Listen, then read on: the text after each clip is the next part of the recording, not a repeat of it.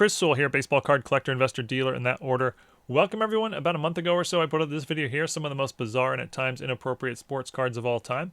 And the video got a lot of great feedback, and a bunch of you requested a round two. And a lot of people left examples of cards that could be used for round two, which was extremely helpful. So I compiled a bunch more cards here that are just sort of bizarre. A lot of these just have, strange photos. Others have interesting stories behind them. And some, are, we'll say, inappropriate for sports card content. But the vast majority of the cards used in this video are from viewers, so thank you everyone for that. We'll start off with this one, which I remember as a kid thinking was hilarious. 1982 Topps Steve Carlton highlight, and obviously it's a perspective of the photo thing, but it appears that his arm is cut off at the elbow. Like, where's the other half of his throwing arm? Poor Steve. Here's a funny one I was not aware of. 2016 Topps update.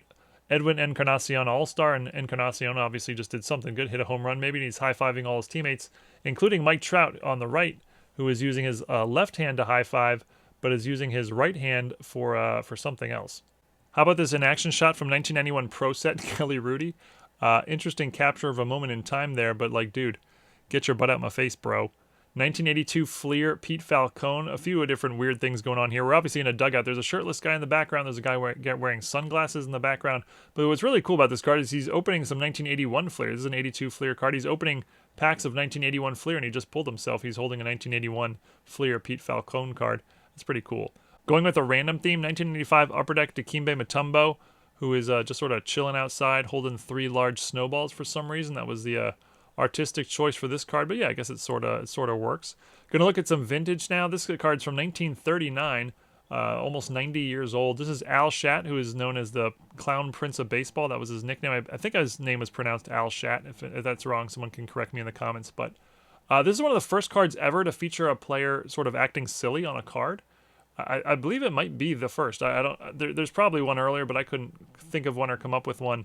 But yeah, he's sort of, hanging out on second base, laying down on second base with the ball. He's got his uniform on, a weird top hat, and like the top half of a fake tuxedo. I don't know what that is, but yeah, Al Shat, the Clown Prince of Baseball. Going back 50 years before that, 1887 Old Judge Old Hoss Radburn. And Old Hoss Radburn was one of the best pitchers of the era. He's a Hall of Fame pitcher. And this card appears innocent at first, but if you zoom into his left hand, it appears to be giving the cameraman the middle finger there. And you might say, oh, that's just how his fingers landed. But no, there's actually an interesting story behind it, as he probably is intentionally giving the middle finger. 1 year earlier in 1886, this photo was taken. It's not used on a card, but this photo was taken, and Old Hoss Radburn is in the top row on the far left, the really grumpy-looking guy. He is in this photo for surely giving the middle finger. If you zoom in, it's pretty clear that that's intentionally what he was doing. And this photo is actually the first ever known photo of somebody giving the middle finger. And I don't mean like in baseball, I mean in anything. This is the first ever known photo of any human being giving the middle finger from 1886. So chances are 1 year later in 1887, Radburn was doing the same thing here. This, by the way, is a very rare and expensive card. The last sale of a variation of this card that I could find was from 2021, when this SGC4 went for 5 figures. Jumping ahead to the 1950s, 1952 Topps Gus Zernial. He's just got a bunch of random baseballs stuck to his bat there. This photo is very out of place with the 52 Topps set, which is all standard poses and portrait shots. But yeah, it looks like Gus just got back from Arts and Crafts. Sticking with the 1950s, 1958 Topps Red Wilson. And they clearly just airbrushed out his bat by accident, I guess. Airbrushed, is that what they did back then? Before the days of photoshopping? I don't know what the term would be. But yeah, they seem to have erased his bat by accident and just left Red Wilson here with just sort of half an arm. I guess his other arm is behind his body somehow. But yeah, sort of a strange-looking image. This actually happened twice in the 1958 set. They did it again with Gino Cimoli. Again, just sort of airbrushing out his bat for no particular reason and leaving collectors with a couple sort of silly images. I featured a card in the last video in the 1971 OPC hockey set where the image is just cropped in a really bizarre way, and a few of you wrote in saying that the 71 OPC hockey set has a bunch of weirdnesses going on it. For one, on many cards they cut out the player's head and put it onto another player's body. I think this happened when players were traded, so they didn't have a photo of the player in the right jersey. I'm not sure if that's right, but here's one example that just doesn't look right at all. Rogatien Vachon. And if you just look, yeah, clearly his face has been cut out and put onto this other person's head.